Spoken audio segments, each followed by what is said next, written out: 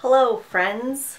I am back today with part 2 of my makeup brush series. I've noticed in the comments that some of you are pretty gung-ho about the brush videos, and I've decided to finally post part 2. If you missed part 1, I will link it in the description box as well as somewhere in this window. In part 1, I basically just explained what a makeup brush is, told you the difference between a synthetic and a real haired brush, and then I took you to Michael's with me where I showed you my favorite brushes. Today I'm going to do something a little bit more fun, and I feel like it'll be super helpful and super educational. Today I'm going to be answering the most frequently asked question I've ever had regarding makeup brushes, and it is, what 5 makeup brushes do I think everybody should own? I think I included 5 eye brushes and a couple face brushes, but basically I filmed a tutorial using every single brush and I explained what each brush is for. You really don't need that many makeup brushes. You could do just fine with like 5 to 10 brushes. As long as you take care of them and you clean them regularly and you baby them,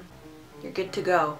Before I go to that portion of the video, I'm going to talk about what brands of brushes I use. I'm not going to go into every single one because it'll seem redundant, but I just want to show you that I do not discriminate against brushes at all, and I find the good in every brand. The first brush set I ever owned, I think, was from Costco. Kirkland makes a makeup brush roll, I think, every year or so. I think they're like 20 or 30 bucks, and my mom actually purchased me one of their brush rolls when I was like 17 or 18, and believe it or not, I still own some of them today, so that goes to show how important it is to take care of your brushes and to baby them. The second brush set I ever owned, I believe I got in makeup school, and they're like a generic no-name brand, probably just made in some factory in China and like labeled with blending brush, contouring brush, blush brush. While I was a student, I used to hang out at the MAC Cosmetics counter every single frickin' day, and I'd spend all of my student loan money there, and I wish the young me knew that there are other options out there. I do love MAC brushes. I have every single one of them. I use them all the time. That being said, I don't think that it is absolutely necessary for everyone to have MAC brushes. They are quite pricey. The only reason why I was really able to afford them after I finished school is because I have a pro discount. If you do have the money to splurge, you go wild, but there are other options. As many of you know, Sigma have almost identical brushes to MAC Cosmetics. The first brush roll I ever owned by Sigma was the Essential Kit. It comes with like 12 different brushes. I believe it's $98, so that's just over $8 per brush. That's a really amazing value, especially considering the fact that they're almost identical to MAC. And no, Sigma is not paying me to say this. I actually found Sigma on my own before I even knew that people were on YouTube talking about their brushes. I used to work in product development, and what that means is that I used to make cosmetics. I was working for a company, and my last project was to create a brush roll. So I had to get into contact with all the factories in China and all over the world, and I had to get costing, and I had to negotiate, and I did research on other brush brands, and that's when I stumbled upon Sigma, and that is when I made my first purchase, and I believe that was over 3 years ago. I've since then ordered the premium kit, and I actually haven't even picked it up yet. It's still at my PO box in the US because I'm too cheap to pay for shipping to Canada, and I live right across the border. Anyways, they're amazing brushes, and they're extremely comparable to MAC. I would highly recommend the Essential Kit. For those of you looking to purchase an actual kit and don't want to buy individual brushes, that is a great one. I will link it below. Sedona Lace also make great brushes. I also ordered one of their kits, and I have to pick it up from the PO box. The only brush that I've had from Sedona Lace would be like a blending brush, which is identical to the 217 by MAC and like a fraction of the price, which is sweet. I actually ordered a bunch of those. I use Real Techniques brushes, and those come in kits as well. You can purchase like 4 or 5 brushes in a kit. I have the starter kit, and I have the core collection by Real Techniques. I believe they're like $18 or $20, which is around $4 or $5 per brush, which again is a huge steal. They're amazing brushes. They're great quality. I will also link those below. And by the way, if you live in Canada, you can now find Real Techniques at Walmart. In the US, I believe you can get them at Ulta, and there's like a bajillion different websites where you can get like coupon codes and promo codes and all that fun money-saving stuff. I also have some high-end brushes like Sephora, NARS, Lise Wattier, which is also available in Canada. But bear in mind, I'm a professional makeup artist. I do this for a living, and I go through brushes like water. And naturally, I have to try everything so I can write about it on my website and talk to you about it so that you don't make the same mistakes that I did. Also, it looks really nice when you have like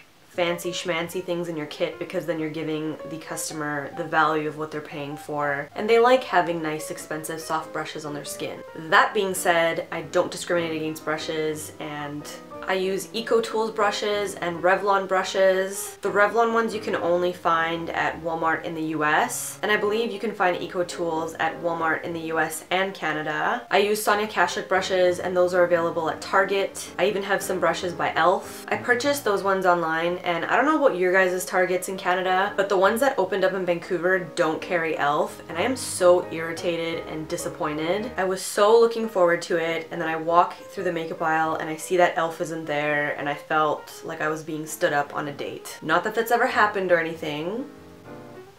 Target even has like their own no-name brand, which I've purchased in the past, and I was pretty okay with those too. You really just have to feel the brush, and you kind of have to decipher whether or not it feels nice on your skin, whether or not the bristles are really firmly held in by the furl, will they shed, will they last a long time, etc, etc. If you want me to go through every single brand of brushes that I use and show you every single brush, then give this video a thumbs up, and I guess I can do a part 3. Today I'm really only focusing on technique, and I'm going to take you through 5 eye brushes and I think a few face brushes, and I'm showing you what each brush is used for and how to use them on yourself to achieve a certain look. I'm super amped for this video because sometimes it can get a little bit overwhelming when you see so many different makeup brushes. You really do sit there and wonder what the hell each one is used for, and I'm here to clear that up for you. So now that I've gotten all that out of the way, I guess we can hop into the tutorial portion of this video. So if you'd like to see what 5 to 8 brushes I think everybody should own and how to use them, then please keep on watching. Alrighty, so here are 5 brushes that I think you could recreate pretty much any look with. I've got a flat all-over brush, a short dense eyeshadow brush, or a packer brush, a fluffy crease brush, blending brush, and an eyeliner brush.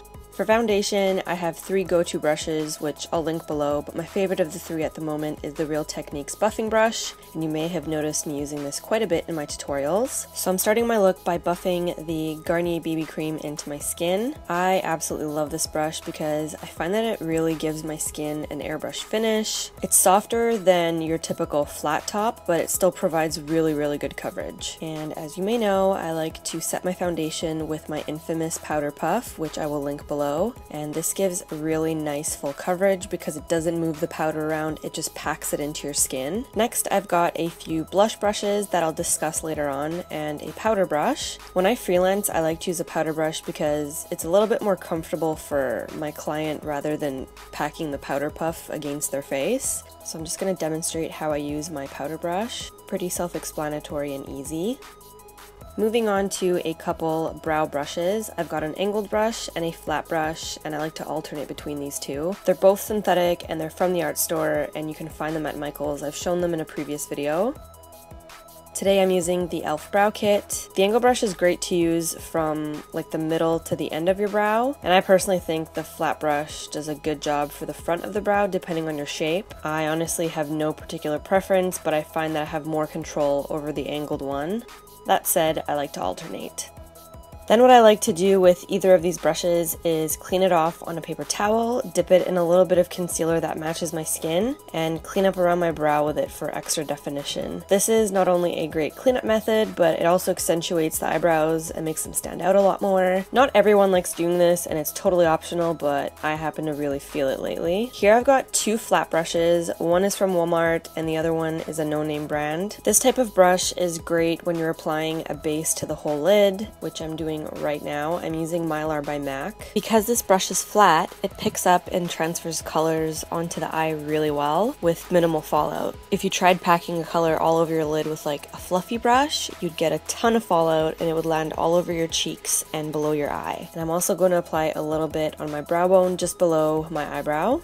Next, I'm going to use a crease brush. And here I have the 224 MAC brush, but to demonstrate I'm going to be using the Sonia Kashuk blending brush, and I'm going to be using Wedge by MAC and applying it to my crease. You just want to press the brush into where you see your crease, then you're going to look forward and just do back and forth motions. A crease brush is really great to use when you're applying a transitional shade to your crease or you're blowing out a shade, which basically means you're extending it. I always try to find a crease brush that isn't too flimsy and has the right amount of width to it, if that makes sense. Like a perfect ratio of firmness to fluffiness. Now I'm going to deepen up that outer edge with a short, dense packing brush, and I believe this one's by BH Cosmetics. I don't know what else to call it, but short, dense brushes like this pick and pack on eyeshadow really well, especially when you're working on your outer corner. So I'm using Espresso by MAC, and I'm basically applying it in a V shape on the outer edge of my eye. I'm not using this brush to blend it all, I'm just distributing the eyeshadow in this area really heavily, really packing it on and pressing it in, running a little bit onto my lash line as well. And now to blend that eyeshadow out, we're going to use a blending brush. I have a 217 by MAC and I believe a blending brush by Real Techniques. And I'm going to start with the 217 to blend out one side. I'm just running the brush back and forth over that eyeshadow, slowly working it into my crease and along the lash line. And then I'm going to do the same on the other side with the Real Techniques brush. I basically just wanted to show you that they do the exact same thing and are completely different price points. I would say the blending brush is an absolute staple. If you ever pack on too much shadow and you want to blend it out, this is perfect for that. It's kind of like ironing a crinkly shirt. I totally just made that up, but that makes sense, right? Now I'm going to be taking that packing brush again with some Carbon by MAC and deepening up the outer edge of my eye. And the key to building up color or dimension on the outer edge is basically to layer your shades, starting with the lightest and working your way to the darkest as I've done here. This creates a really beautiful, natural gradient of color. Then I'm going to blend the shades into one another and I'm going to use the same blending brushes.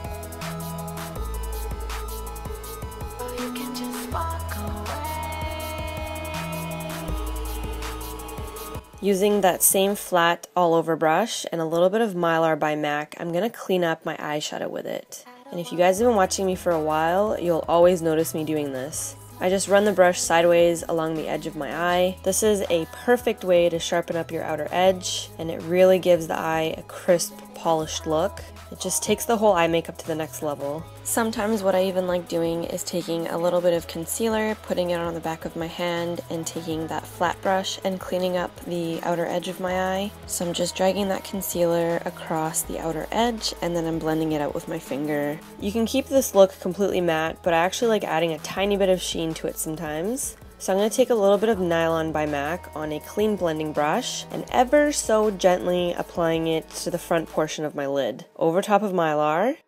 Now onto eyeliner. I'm switching things up a bit from my usual technique, and I'm going to dip an angled brush into my Maybelline Eye Studio gel liner, and I'm just going to do the same winged eyeliner as I normally do, except I'm going to be using an angled brush. Same technique as always, creating a flick on the end. Turn the brush and connect the end of the flick to the lash line and then fill it in, and slowly press that brush into the middle and front of the lash line, segmenting it basically one at a time. If you make a little boo-boo, as I've done here, clean the angled brush, dip it in a little bit of concealer, and then just gently drag it along that mistake, pulling it away from the eye. And just like blend it in with your finger. And for the other eye, I'm going to be using my usual art store eyeliner brush, and I'm going to be doing the winged eyeliner that you're used to. My head was totally out of frame for the beginning of this, but again, same technique, just a different brush. I personally prefer this brush over the angled brush, but everybody's different. Just wanting to give you guys some variety.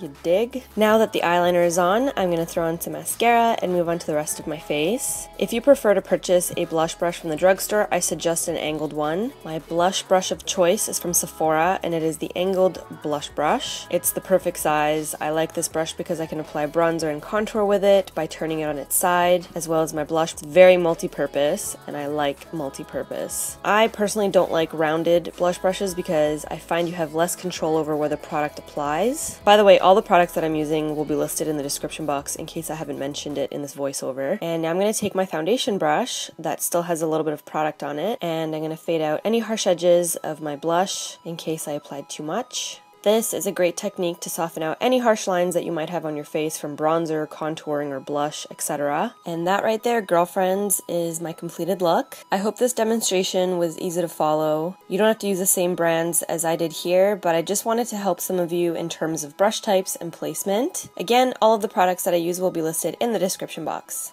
Love you!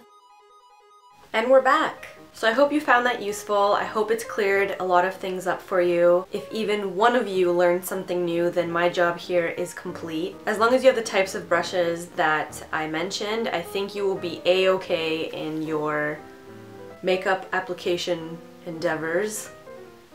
I didn't know what else to call it. If you would like me to do a part 3 of this video and go through every single brand and pricing of every single brand, then please give this video a thumbs up. I could go on and on and on and on and on about brushes until the end of time. Some people have a shoe fetish, some people have a purse fetish, I have a makeup brush fetish. Can't stop, won't stop, Alright, our time here is over. On a sidebar, the lipstick I'm wearing is by Revlon. It is a matte red and it is called Really Red. All my social media magic is downstairs in the description box. That makes sense, right? Thank you very much for watching. Thank you for subscribing. Hello to all my new subscribers, and I will see you in my next video. Bye.